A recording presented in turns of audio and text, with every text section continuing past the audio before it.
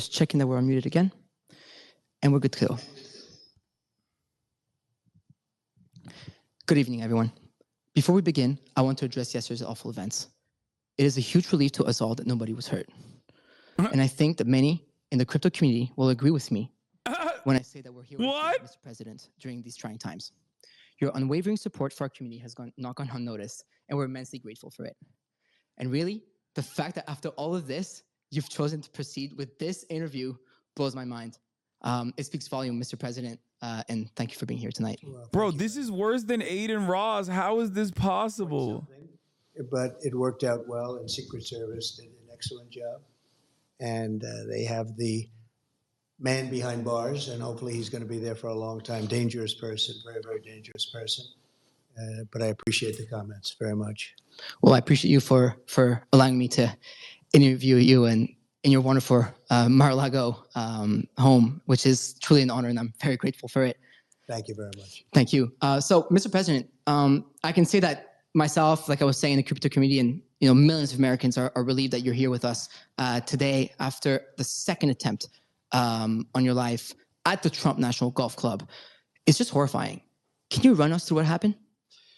So I was playing golf with some of my friends. It was on a Sunday morning, and very peaceful, very beautiful weather. Everything was beautiful. It was a nice place to be.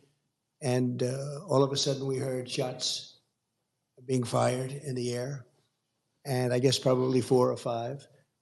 And it sounded like bullets, but what do I know about that? But Secret Service knew immediately it was bullets. And they grabbed me, and I think probably the other one, Steve is one of the people, Steve Witkoff, a great friend of mine, a great businessman from mostly New York and Florida, great businessman. And more importantly, just a fantastic person. So we're in the group, and everybody we got into the carts and we moved along pretty good. I was with an agent, and the agent did a fantastic job. There was no question that we were off that course. I would have loved to have sank that last putt, but we decided, well, let's get out of here. And what the gunfire was actually, interestingly, was a Secret Service agent had seen a barrel of a AK-47, which is a very powerful rifle, and he started shooting at the barrel, started shooting in the bushes. Wow. Could only see the barrel. How good is that, right? But could only see the barrel. Based on that, he started shooting and ran toward the target and was shooting a lot of, those were the shots we heard. The other one never got a shot off. And he ran across the street and grabbed his car, hopped into his truck or car. And amazingly, a civilian in that area saw something, and it looked very suspicious. And in the car, drove their car to the back of his truck of some kind, and took pictures of the license plate, gave them to the sheriff's office. Sheriff Bradshaw is fantastic, very great sheriff for a long time. And within a fairly short period of time, they tracked him. Maybe you'll call me a Trump stan for this, but I really wish I could see him when we're doing these fucking interviews. Because you wouldn't want to have somebody like that out there. No. He dropped his gun, the AK-47. He left his gun. He left cameras behind, left a lot of things behind. I So hate the agent spaces did a so fantastic much. job. The civilian did a phenomenal job. A woman. Who would think you could take 1,000 times like that? How many people would have the brain power to follow him and take pictures of the back of his truck so that they end up getting, and the key was the license. So they got the license, and after they had the license, there's all sorts of technology where they can literally pinpoint where this truck is. I never knew something like that existed. And they pinpointed him on the highway. They got him with a high-speed chase. So they got him. It was amazing. So Secret Service did a great job. And I think I can say honestly, the sheriff's office, law enforcement, everybody really did a great job. Incredible. Very happy about that. That's incredible to hear. Thank you. And backup question to that second fold is, this was the second attempt in your life in under 2 months. What do you make of that? Well, there's a lot of rhetoric going on. A lot of people think that the Democrats, when they talk about threat to democracy and all of this, And it seems that both of these people were radical lefts. The first one, they should learn more about. They have apps that they haven't opened yet, which is pretty strange. And the father went out and got the biggest lawyer in the state of Pennsylvania, which is pretty strange, about the father of the shooter we're talking about in Butler, the first one. And that's pretty strange. There are a couple of pretty strange things going on there.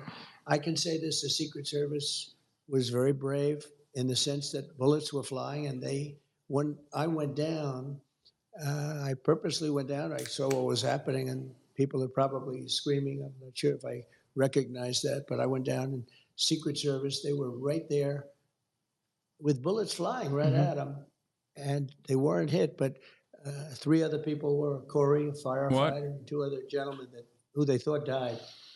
And actually, the Bro, it's doctors real? in Butler were unbelievable. They saved their lives. And we've actually raised a lot of money for the families and family of Corey and the 2 gentlemen. Oh, he said both of the shooters were radical left? They thought they were dead. The first thing I asked when I came up, I said, how many people are dead? Because we had a massive crowd. And with all those bullets flying, so 3 got hit. But there was a great display of bravery. I mean, it was incredible. Normally, Dude, crowd experts will tell you, doing your first ever like interview after being shot, or not being shot, but like a second assassination attempt in a big field, with like and that a prepubescent always runs crypto teenager like cattle. I mean, they stampede, and a lot of people get killed when they stampede. to launch your new crypto scheme They all stayed. is unimaginable levels of pathetic I previously thought were impossible to achieve by a former president. Nobody ran. In fact, they're standing up. Some of them are standing up looking for the shooter. The other one has to get credit to local law enforcement. It was a gentleman that shimmied up to the roof, looked, saw the man with a gun, and probably made him go faster than he would normally go. And so he didn't exactly hit the target the way he wanted. There's something going on. I mean, perhaps it's God wanting me to be president to save this country. Nobody knows, but when I made the right turn, it's very unusual because the people weren't on the right. The people were standing out in front of me. When I turned my head at an exact 90-degree angle, the bullet came zooming by and clipped my ear. And the reason so much blood, they told me at the hospital, I said, why so much? The ear is the bloodiest part of the body because of cartilage. He was giving me a whole description. I said, you don't have to tell me, but it was a mess. But amazing bravery shown, amazing talent, like the doctor saving the two men that were hit. They were hit really badly. I won't tell you exactly what happened. They were hit badly. And they both lived. Corey didn't make it. Corey was in bad shape. We had a person from the National Guard about 10 seats over from Corey run to his aid, and he was hit in the head, with all of that, was giving him mouth-to-mouth resuscitation because he was still alive. Wow. And people couldn't believe it. They thought it was such an incredible act. Who would do it? It would, just an amazing thing. And we're going to take care of him too, because just the fact that he could do it, and some other people. So it was amazing bravery. There was a mistake made, a bad mistake. That one building was unmanned on top. Very. And that was a mistake. There's nothing you can say about it. But that was some crazy day. And then yesterday you had another one with a different result. Actually, much better result, because we lost Corey, and two gentlemen were very badly hurt, but they're in pretty good shape now. Right. A lot of talent. Those local doctors up there had tremendous talent. Love to hear that. Well, this is more of a personal question. Okay. Just turned 30 last week. We were just chit-chatting outside the room here. Young entrepreneur, son, aspiring father one day. Mm-hmm. With all of your success, you have a wonderful family. A couple of your sons are actually looking at us right now. You have a wonderful. Why does he sound like that? Life for yourself. This dude's only 3 years younger than me. Why does he sound like that? But after multiple attempts at your life, bro, this dude is stunted. Okay, his parents babied him too much. You can't sound like that, dog. At the age of 30, no way. Of the United States of America again. I hope so. We hope so. Why do you do this? What motivates you? So we have a country that's in trouble, a country that I love. I love the people of this country, people like Corey, who were just this massive Trump fan and he got hit. But people like that, they're in love with the country and they hate seeing what's happened to the country when you have 21 million people pouring in from all countries all over the world, from prisons and jails, from mental institutions and insane asylums. Insane asylums, and they are different. Even prisons and jails, they are different. One's a little more severe than the next. They're coming in as terrorists, and they're coming into our country at levels that nobody's ever seen, and they're taking over our towns, and they're taking over small cities and big cities. I mean, look at New York, look at Chicago, look at LA. Tens of thousands of these people, and they're rough people in many cases. I mean, they are rough, tough people. Venezuela gangs. If you look at Aurora in Colorado, you have a governor that doesn't know what he's doing. He's petrified to be there. He doesn't know what to say. I mean, they're literally taking over real estate. They're becoming real estate developers in a much different way, right? They're taking over buildings. Everyone's afraid of them.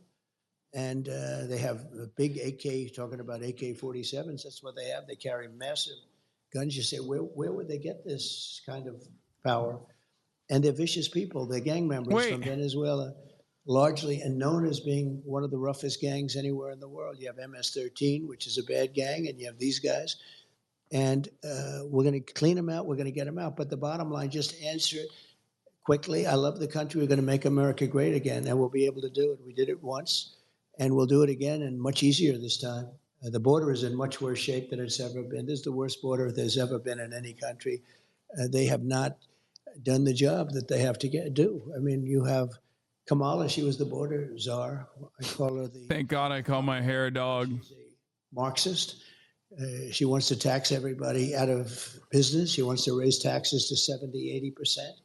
She wants an unrealized capital gain tax, which is the craziest thing I've ever heard. Nobody's ever even heard of such a thing.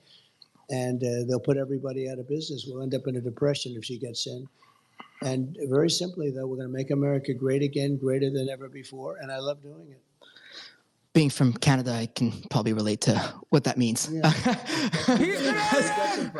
A crypto entrepreneur based in Montreal here, so it's We're done. It's We're done. We're done. We're done. Deport. Deport every right-wing Canadian. Deport them now. Deport them yesterday. Deport them tomorrow. We have a real problem. We need to shut down travel from Canada until we figure out what's going on. Against us. In your case, do you feel similarly that there's a force out there to get you? Well, you have a radical left force, and we have forces. I say that we have a lot of evil in the world. The world is a nasty place, and you can see that with some of the things that have happened. We've been treated, I think, very unfairly, but I've done so well. It's an amazing country in some ways, but we have evil forces. You have the outside forces with the enemies, and you call them Russia, China, various places. I don't know that they're enemies. I think we'll get along great with China. I think we'll get along great with Russia. I want to get Russia to settle up with Ukraine and stop this. Millions of people being killed, far greater than the number you read about. But I want to get that done before I even take office. I want to get that done as president-elect because it has to be solved. Too many people dying. Too many cities are just in rubble right now. You look at the culture is just being destroyed. Mm-hmm. We got to get that done, and I'll get it done. There wouldn't have been an October 7th. There wouldn't have been Russia attacking Ukraine. There wouldn't be inflation. All this inflation, which has hurt people so badly.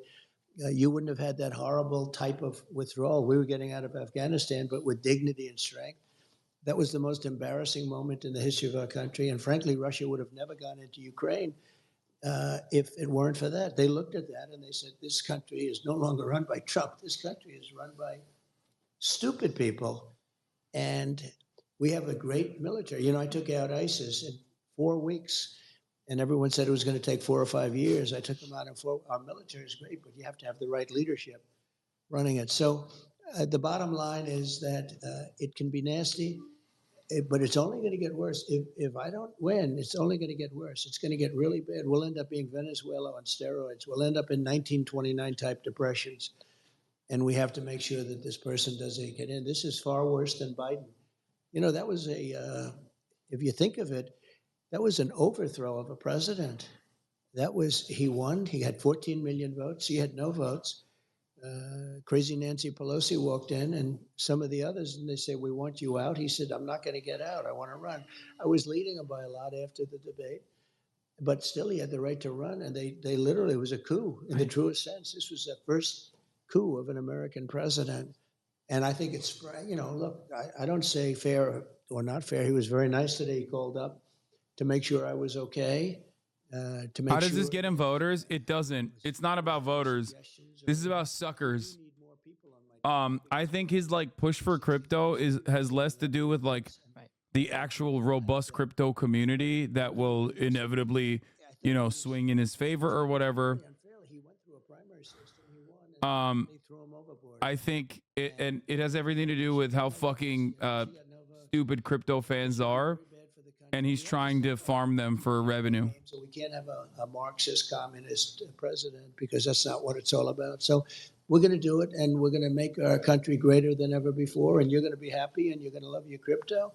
And as long as you have crypto, you're happy. So I know Absolutely. what makes you happy. Nothing else but crypto. Yeah, I mean, when the Twitter Spaces was officially announced and that you put the tweet out, a lot of people were like, "Well, who's this Farouk guy?" And obviously, a lot of people started digging into this Farouk guy, and the main reply that was that I'm just this crypto bro. But you know what, Mr. President, I am a proud crypto bro.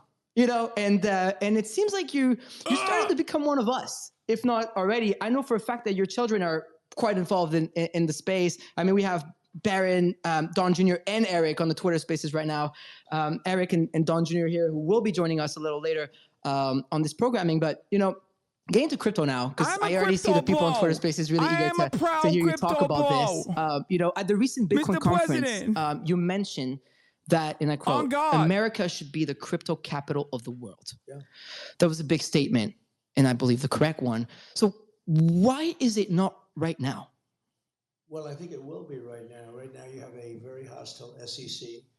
I guess you'd have to say, I don't know, when you say administration, do you call it Biden or do you call it Harris? Nobody really knows what to call it, but maybe we'll say a combination of both. But they've been very hostile toward crypto, toward all of it, and extremely hostile, like nobody can believe. Nobody even understands why.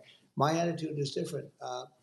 If we don't do it, China's going to do it. China's doing it anyway. They are. But if we don't do it, we're not going to be the biggest, and we have to be the biggest and the best. And when you look at values, and when you add it all up, the value of this whole thing is bigger than they were showing me. Your top 20 corporations and all of this, the numbers are just gigantic.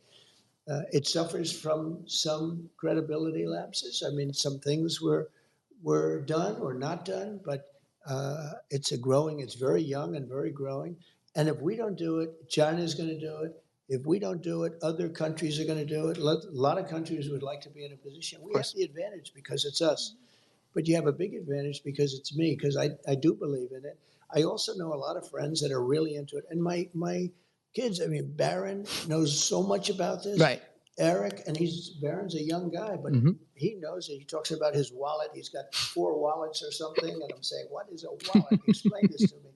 But he knows this stuff inside out. And Eric and Don know it so well. They do. It's almost like younger people know it a lot better than older people. But I have a lot of respect for them. They've shown great judgment, all of them. And I think you're onto something. You're onto it a lot sooner than most people. It's sort of like it's a fledgling business, and yet it's a massive business, but it has a chance to really be something special. And when I do things, I notice a lot of crypto comes in. People pay with crypto. Oh, yeah. And you didn't see that even a year ago, 2 years ago. So I think it's really, it's big, and yet it's a fledgling compared to what it will be. And I love that you're mentioning your children and how Baron is using his wallet. Similar to me, I'm trying to teach my mother how to use it. I send her 1 ETH every Christmas, 1 ETH every birthday, and same for my little Zoomer brother, who probably is in Baron's age category. So has learning about crypto from your children had an impact on you?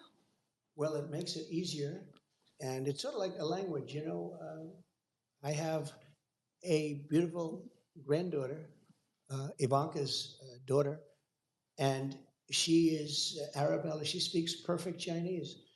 Wow. And their other two children, two great young boys, they speak perfect Chinese. They learned it when they Wow. were 2 and 3 and 4 from a nanny who was Chinese. That's impressive. And she was from China. And she would teach Arabella. When President Xi was here, President Xi couldn't believe it. She walked up to him and had a perfect conversation. And I said, so how did she do? He said, as good as any 10-year-old girl in Beijing. I remember that statement. I mean, she speaks it perfectly. But she Bro, we learned it just at a learned very young something. age. Oh my God, we just learned something incredible about Donald If it's Trump. China or Japan or any language, Right. it's not that easy to do. But as a child, it's almost like a natural.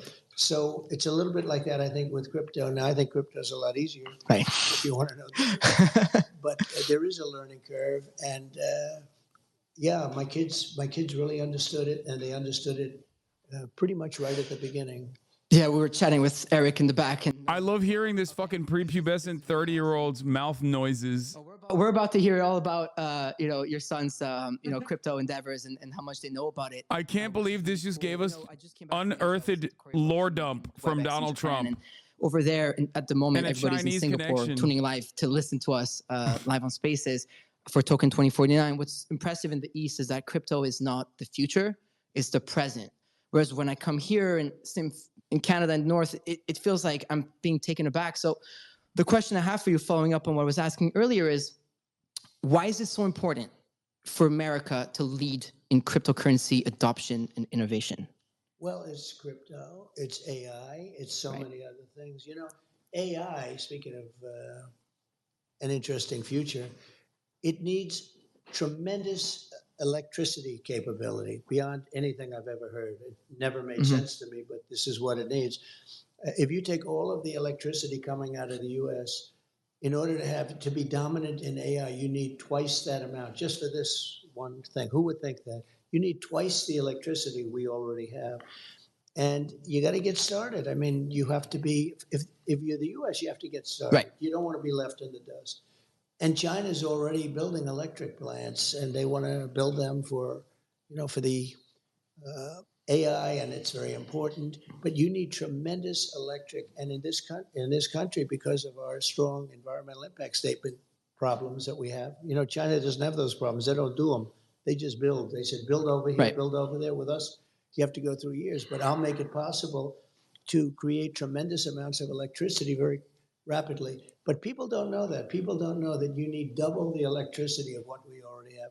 So you want to get in, whether it's crypto or AI or other things that are coming along, and it's part of the game. We want to have a great country. We want to stay at the top. We're making things now. We're starting, and it started under my administration, that there was no chance of ever even getting involved in for a long time. Right. And we're leading the pack in so many ways. One of the things I'm very proud of is Space Force. We were getting lapped in space by China and by Russia, and now we are the leader in space. This I have to tell This you, is Elon also doing a to VC that fantastic have invested job. in the He's my space friend, heavily with endorsed very the president, little like, regulatory so clarity. strongly. It was incredible. But he is doing an amazing job with respect to space. When you look up, I think somebody said he sends 90% of the rockets sent up throughout the world are his. Wow. And you got to hand it to him. He's something. He definitely is. Wish he was here, but at least we're using his. We'll get him. We're definitely using his platform to do so, and I'm sure there's a reason for that. So, to create this future we're talking about, right? Like, there's a lot of American entrepreneurs, founders in crypto that need to sadly leave the country because it feels like at times we're being treated like we're not really welcome to build companies here. The CEO of our company over at Rug Radio was actually debanked earlier last year, but we'll get into that later. Do you think it's important for America to have a legal framework for crypto so that businesses can thrive and survive here? I do, and they should have certain safeguards too. Maybe somebody would say that's a bad thing to say, but no, it can't be totally freewheeling. And I spoke to some of the big crypto people, they want safeguards, they want certain safeguards, but it's a very Yeah, you know hostile who else wanted that? From what I understand, SBF. the SEC has been extremely hostile and really going after people. And I think, frankly, since they heard I was involved, they've treated people much better. Maybe they view it as votes. But people that were under serious investigation for having done nothing wrong are all of a sudden not allowed to go free. And I really believe that's because they see, this is a very big market. This is a very powerful very. market. So I'm glad I helped. If I helped, I don't know, maybe I didn't. But the SEC has been unbelievably hostile. The one thing you know is that if for some reason bad things happen and we don't win the election, those people that were under investigation and that are free as a bird right now, and people that weren't being looked at in the crypto world, they will be living in hell because it'll start the day after the election if they win. And I view it differently. I mean, I just view it that we have to be the top no matter what we do. Right. Chips or anything else, we were really starting to go with the chips. We have to be number one. And I think AI is really important, but I think crypto's one of those things we have to do. Whether we like it or not, we have to do it. It's really, really cool to hear it from you in person. We've only heard it on TV and newspaper, etc. But it feels good to know that a presidential candidate and someone who is already president of the United States of America feel this way about cryptocurrency. I'm sure myself and a lot of people in the industry are relieved to hear that. And I will see what the results are in November. But on something a little lighter now, I remember the day your NFT collections came out. That was super cool. So I host a morning show called FOMO Hour with my friend OSF and Mando and now Tyler. And so we were live on air when the link dropped. And so it was the very, very first collection. There was a chance to have dinner with you. And I remember just like scrambling to buy them. We're staying live. We stopped the show live on air to thousands of people like, no, we got to buy these. We're going to buy these. I got to spend $25K on this. Let's go. Right. Let's do it. Which is another cool thing about people in crypto, right? Or there's crypto bros that they call. And so we're trying to buy these things. And it was just so electric and crazy that we actually failed. But hey, I guess that's a good thing because the collection, ended up selling out, and then you ended up doing, I believe, you ended up doing that 3 times over. Can you tell us more about the success that you have had with NFTs, but also like, did that surprise you? Well, I got in very late. Bro, launch me into the sun, dog. I'm done. I mean, to be honest, I think I'm retiring. You guys, all my haters won. I think I'm retiring from political commentary. This might be the absolute dumbest thing that I've ever actually covered. I never in my life would have thought that we'd be sitting here with a dude who did not hit puberty. It was amazing. Launching a fucking crypto rug pull ad for the former president of the United States of America. Like,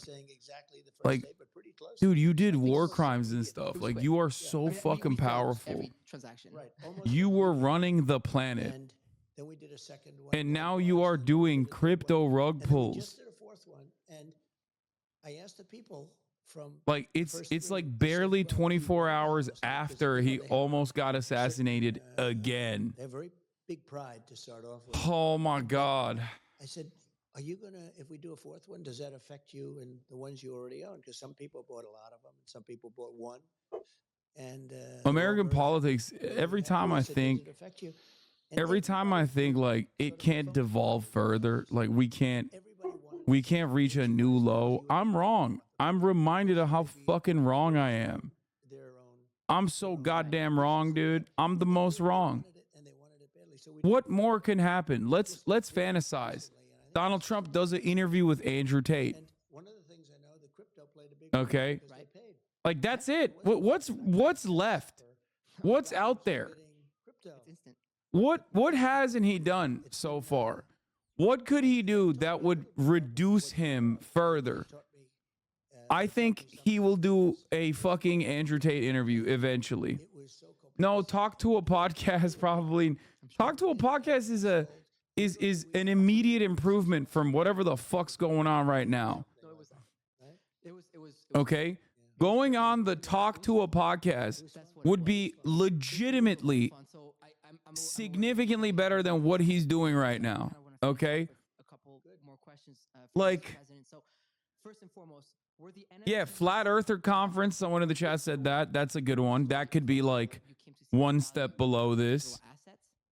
Or I think Flat Earther Conference or like an Andrew Tate interview, I think. He's gonna end up doing an Andrew Tate interview. Really interested in it, to be honest, but I did ask, like, what percentage was taken. Like, between it seems to me like the more with he has a hard time it was a massive majority going above Massive 50% majority. I was a little in surprised key by that. states, And that was a while ago. the more he But debases I think my himself, children, right? opened my eyes more than Like anything. he's gonna go on, Plus, I have a he's friend gonna of go mine on fucking Andrew Tate, who's a very smart guy. and then he's gonna go to the Flat Earthers conference, and then after that he's We're dealing with Patrick Bet David is a leg up. all of them. Patrick Bet David is a step up from this. He knows a lot about this stuff for a man of his age. He's still pretty young, but for a man, I just Steve Witkoff knows a lot about this. fuck. He does, and he's sitting on your right. We're about to get to Steve Witkoff, and for everybody in the audience right now, if you're listening to us live, hang tight. I have one more question for Mr. President, and then we're going to be joined by Don Jr., Eric Trump, and the World Liberty Financial teams, and Corey and everybody, the advisors around it. So we have quite the programming for you. But Mr. President, one last question that you may or may not have answered with your last answer here is: so if there was one thing that got you to see crypto differently, what was it? If it was what? One thing that got you to see crypto differently. What was it? Well, maybe the NFTs. You know, you sort of brought that up because I was surprised again at the percentage of them. He's like, that were wow, sold so through many that, suckers. through that form. We didn't even If you spend want any any money form on of this. It's currency, you AI can call it art. anything you want. But that was, I think it was also the level of enthusiasm that my young sons have for this, pretty young guys. I mean, one's extremely young and two are pretty young, right? But the level of enthusiasm they have He's for talking crypto, about Eric Yeah. Trump and and DJT, also by the just to way, add a third element, I have a lot as of very friends, young guys. very smart people, some very smart people, and they're believers. So it means something to me. Well, I appreciate that. And I appreciate you. Everybody hang tight, please. I will go to Mr. Witkoff in a second, and we'll be joining by If you think I'm gonna listen to some fucking dumb fucks about crypto, you're out of your dang mind. Okay, I cannot believe that Donald Trump did this. This is like, bro, this is crazy.